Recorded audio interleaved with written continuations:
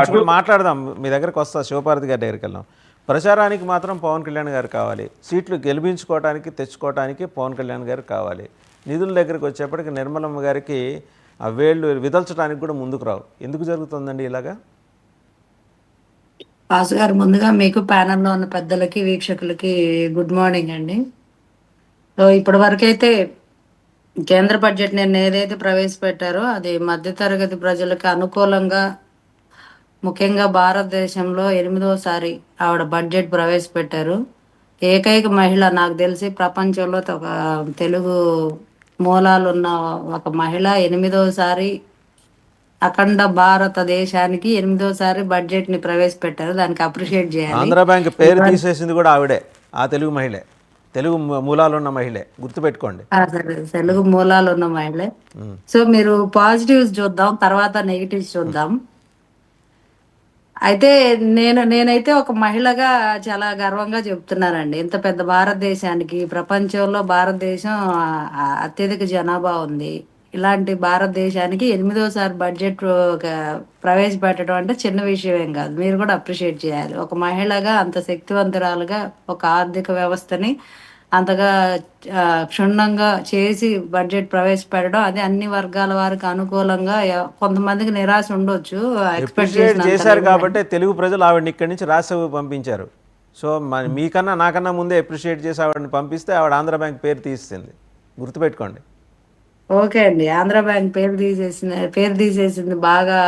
అందరు కొంచెం బాధాకరమైన విషయం అయినప్పటికీ కొన్ని విషయాలు కూడా చూడాలి కదా. దేశం మొత్తం మీద పోల్చుకుంటే కొన్ని రాష్ట్రాలకి అన్యాయం జరుగుతుంది. అన్యాయం జరిగిన వాళ్ళందరూ ఆవిడ మీద ధ్వజమెత్తితే కరెక్ట్ కాదుగా.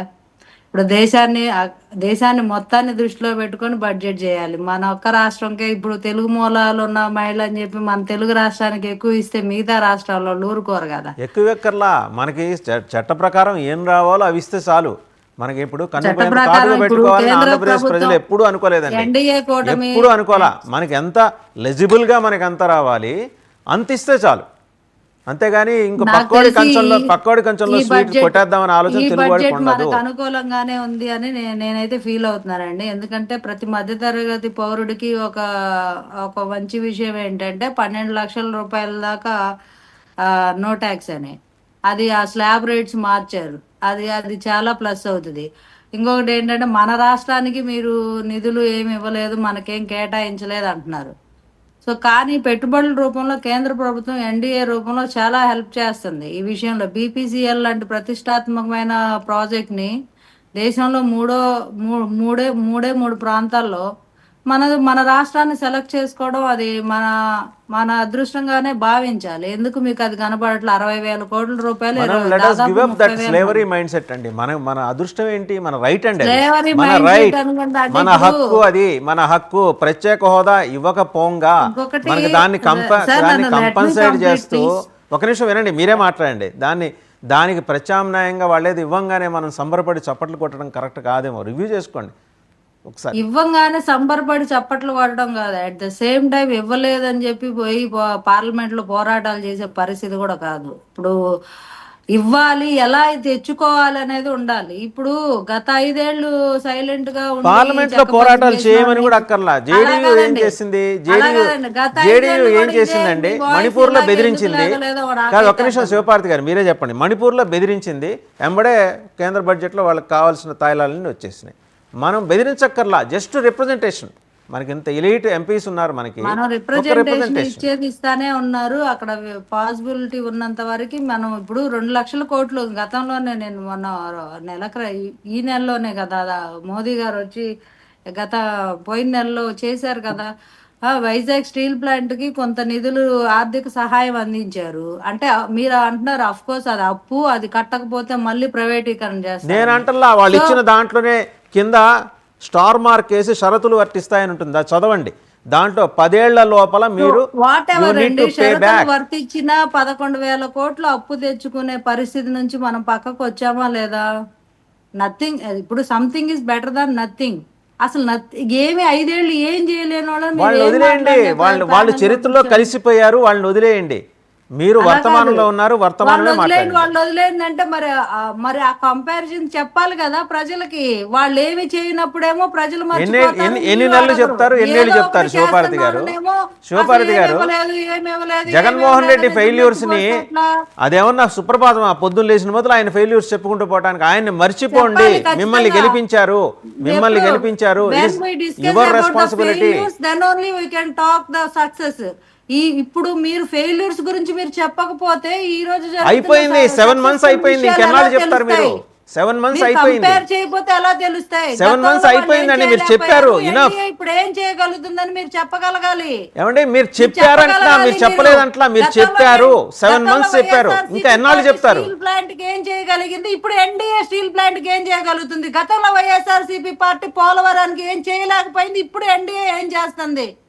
గతంలో వైఎస్ఆర్సీపీ పార్టీ ఓకే అండి, నేను I do agree with you Shivaparvati గారు. నేను మీతో ఏకీభవిస్తాను, నేను మీతో ఏకీభవిస్తాను శివపార్వతి గారు. వినండి, నేను మీతో ఏకీభవిస్తాను. నా ఒకే ఒక ప్రశ్నకి సమాధానం చెప్పండి. నేను మీతో ఏకీభవిస్తాను. మీరు ఇంకా ఎన్నేళ్ళు చెప్తారు వైసీపీ ఫెయిల్యూర్స్ మీద? ఇంకో 2 ఏళ్ళు చెప్తారా? చెప్పాల్సిన మేము చెప్పుకొని మేమే కూర్చొని కాలయాపన చేయట్లా. వీఆర్ డూయింగ్ బెటర్ కాదు, బెస్ట్. మేము వాళ్ళకన్నా చాలా బెస్ట్ గా వర్క్ చేస్తున్నాం. అది మీరు గుర్తించకుండా ఇంకా మీరు దాన్ని ఇంకా పింక్ చేస్తున్నారు. మీరు చెప్తున్నారు వాళ్ళ గురించి, నేను అసలు వాళ్ళు వదిలేయండి అంటున్నా. వాళ్ళ గురించి మీ మనసులో తీసేయండి. వాళ్ళు 11కు పడిపోవడానికి కారణం ఏంటో తెలుసు, మళ్ళీ చెప్పగల ప్రత్యేకంగా. గతంలో వైఎస్ఆర్సీపీ పార్టీ వాళ్ళని మీరు అడిగారా ఇదే క్వశ్చన్స్? మీరు ఒకసారి రివ్యూ చేసుకోండి, మీరు వెనక్కి వెళ్ళి నా డిబేట్లు చూడండి. అడిగారా కాదు, కడిగాం. ఒక మాట చెక్ చేసుకోండి. వెంకటేశ్వర రెడ్డి గారిని ఎన్నోసార్లు ఉక్కిరి బిక్కిరి చేసే ఆయన్ని ఇదే విషయం మీద. మిమ్మల్ని అడిగేసరికి మీకు ఉక్రోషం వస్తే ఎట్లా అండి? అడుగుతామండి, మీరు ప్రశ్నించవచ్చు, మిమ్మల్ని ఎవరు ప్రశ్నించకూడదా శివపార్వతి గారు? మేము పనిచేస్తున్నాం, ఎన్డీఏ కూటమి చిత్తశుద్ధిగా పనిచేస్తుంది. బీజేపీ గవర్నమెంట్ కూడా ఆంధ్ర రాష్ట్రానికి ఎంత సహాయం చేయాలో అంత చేస్తుంది, అంత నిలబడుతుంది. ఎన్డీఏ పొత్తు బీజేపీ ఎంత పాత్ర వహిస్తుందో ఈ రోజు ఆంధ్ర రాష్ట్రానికి వచ్చిన 3 లక్షల కోట్ల పెట్టుబడులే చెప్తున్నాయి. ఇంకా ఆంధ్ర రాష్ట్రానికి మొండి చేయి చూపించింది, అది చూపించింది అంటే మిగతా రాష్ట్రాలు అనవా? 60,000 కోట్లు తీసుకొచ్చుకున్నాం మనం, మిగతా రాష్ట్రాలు మాకెందుకు పెట్టవని మన రైట్ అండి. అది మన రాష్ట్రం విడిపోయిన తర్వాత మన రైట్. మీరు మళ్ళీ మొదలుకు వస్తున్నారు. అన్ని రాష్ట్రాలకి రైట్. మనం కలిసిన ఉమ్మడి రాష్ట్రం కాదు, ఉమ్మడి రాష్ట్రం కాదండి. ఒకళ్ళకి ఎక్కువ పెడితే మన రాష్ట్రం పసిగుడ్డు అండి, పసిగుడ్డు మన రాష్ట్రం. అయినప్పటికీ ఇస్తున్నారు కదా, మన రాష్ట్రం పసిగుడ్డు. మన రైట్ ని మీరు, మన రైట్ మనం తెచ్చుకున్నాం కదా అంటే మన రైట్ అది. ఏమంటే రాష్ట్రం విడిపోయిన తర్వాత మీరు మొండితనంగా వాదిస్తున్నారు. రాష్ట్రం విడిపోయిన తర్వాత ప్రత్యేక హోదా మనకి ఇవ్వను అని చెప్పిన తర్వాత ఆ స్టేటస్, ఒక్క నిమిషం వినండి. ప్రత్యేక హోదా మీరు ప్లీజ్ గో త్రూ మొత్తం స్పెషల్ స్టేటస్ సంబంధించి మొత్తం చదవండి.